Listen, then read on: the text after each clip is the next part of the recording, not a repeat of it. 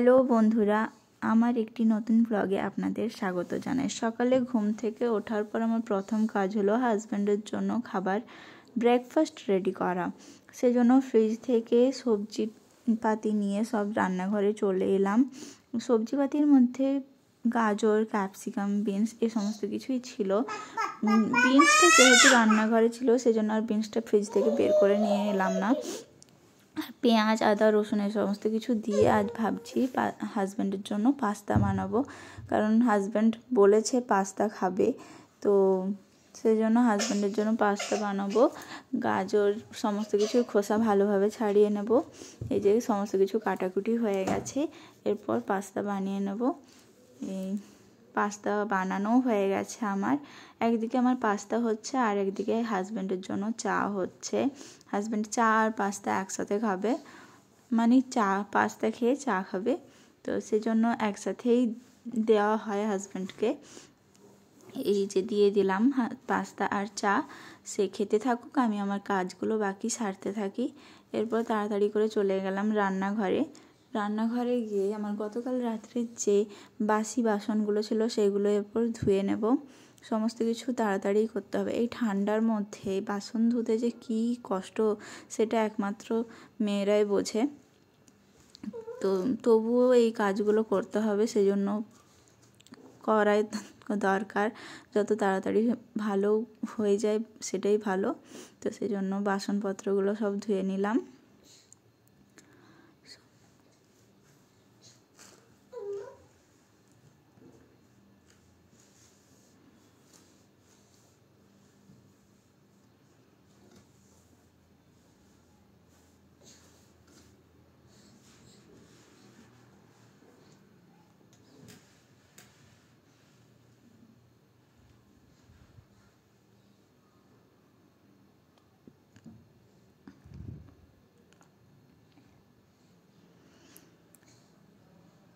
বাসন ধোয়া আমার হয়ে গেছে।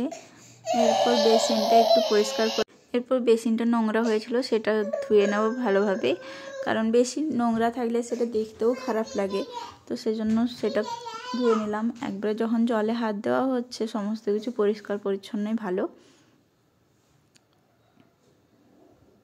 এদিকে বাসন ধোয়ার কাজ আমার হয়ে গেছে।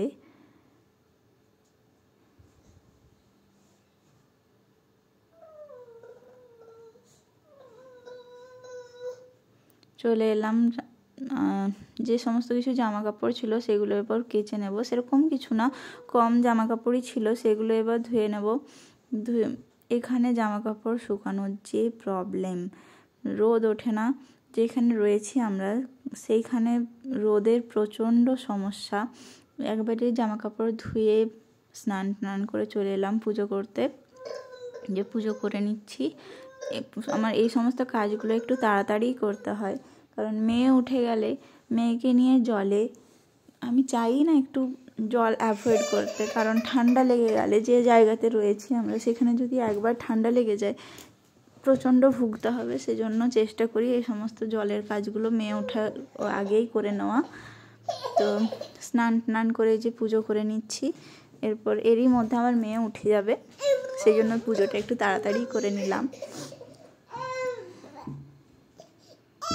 যে উঠে পড়েছে, এবার ওকে ব্রাশ করিয়ে চলে এসেছি। মেয়ে উঠে পড়েছে, মেয়েকে ব্রাশ করিয়ে যে খাওয়াতে বসেছি। সকালে ওকে খাওয়ানোর যা কষ্ট, একমাত্র বাচ্চাকে খাওয়ানোর যে কী কষ্ট সেটা একমাত্র মায়েরাই বোঝে। সেজন্য এই ধরে বেঁধে ওকে খাওয়াতে হয় আমাকে। যতবার খাবে ততবার এভাবেই ধরে বেঁধেই খাওয়াতে হয়। কোলে নেব, আবার কোল থেকে নেমে পড়বে, আবার কোলে নেব, খেলবে, এইভাবে আমাকে ওকে খাওয়াতে হয়।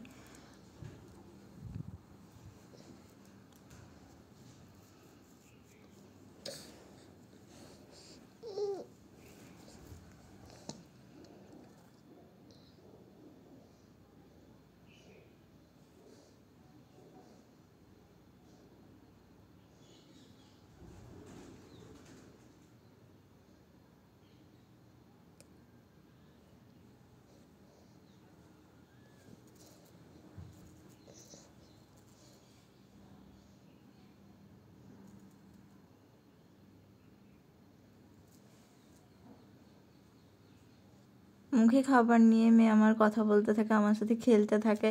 এইভাবেই ওকে আমাকে খাওয়াতে হয়, সমস্ত যতবার খাওয়াই এইভাবেই খাওয়াতে হয় আমাকে। এই দেখুন, কোলে নিচ্ছি আবার নেমে পড়েছে, আবার কোলে নেব আবার নেমে পড়বে।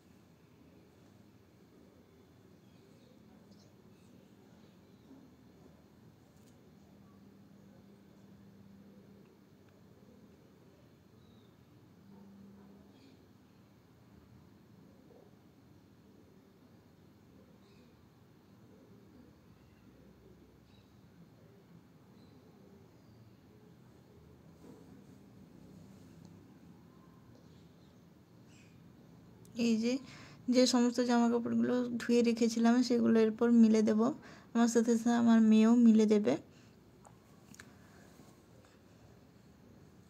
আমার মেয়ে আমাকে কাজে অনেক হেল্প করে। এই দেখুন, একটা করে জামা তুলবে আর আমাকে দেবে, একটা করে জামা তুলবে আর দেবে, আর যদি আমি জামাটা না ধরি তাহলে সেই জামাটা ফেলে দেবে। এইভাবে আমাকে কাজে হেল্প করতে থাকে, আমারও ভালো লাগে। এই জন্য আমি জামা কাপড়গুলো বেশি বিশেষ করে আমি ওর জন্যই রেখে দিই জামা কাপড়গুলো, কারণ দুজনে একসাথে মিলবো। কারণ আমার ভালো লাগে ও আমার সাথে জামা কাপড় মিলবে, আমার সাথে খেলবে, এইগুলো আমার ভালো লাগে। এগুলো মায়া একটা এক একটা মায়ের এটা আলাদা একটা প্রাপ্তি। এ দেখুন,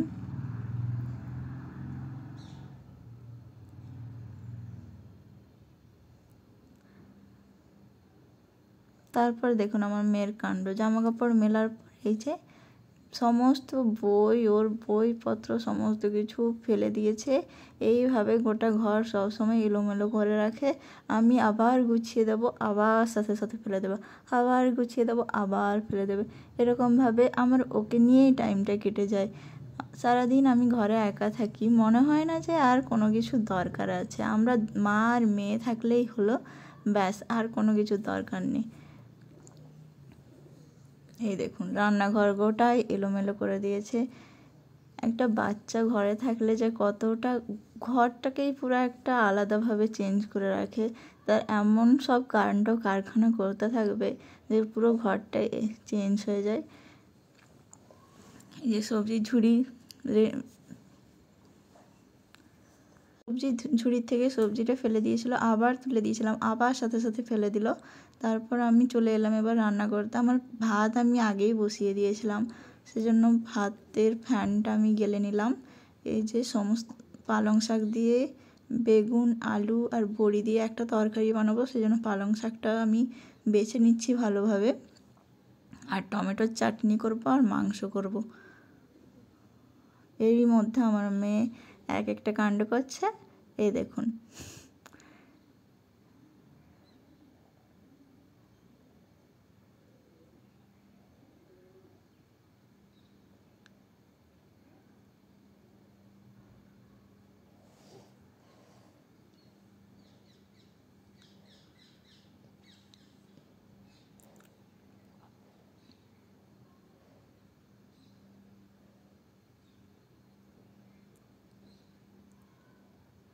শাক যদি আগের দিন রাত্রে বেছে রাখা হয় তাহলে সাথে সাথে কাজ করতে একটু সুবিধা হয়, কিন্তু আমার রাখা হয়নি, সেজন্য সাথে সাথে শাক বাছতে একটু অসুবিধা হয়। কিন্তু আমার এই শাকগুলো একটু ভালো ছিল, সেজন্য খুব একটা অসুবিধা হয়নি।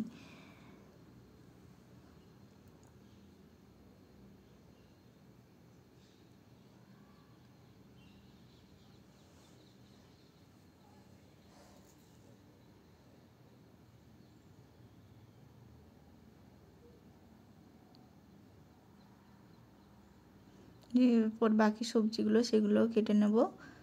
সমস্ত কিছু কেটে নিয়ে এরপর পালং শাকের যে তরকারিটা সেটা বসিয়ে দেব।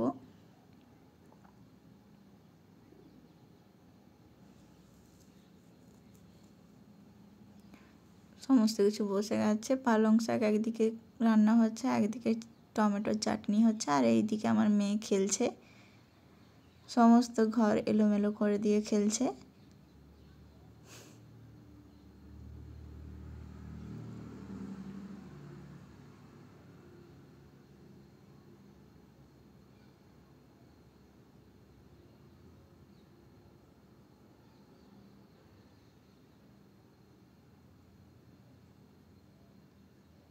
সমস্ত রান্না কমপ্লিট। এবার আমার মাংসটাও হয়ে গেছে।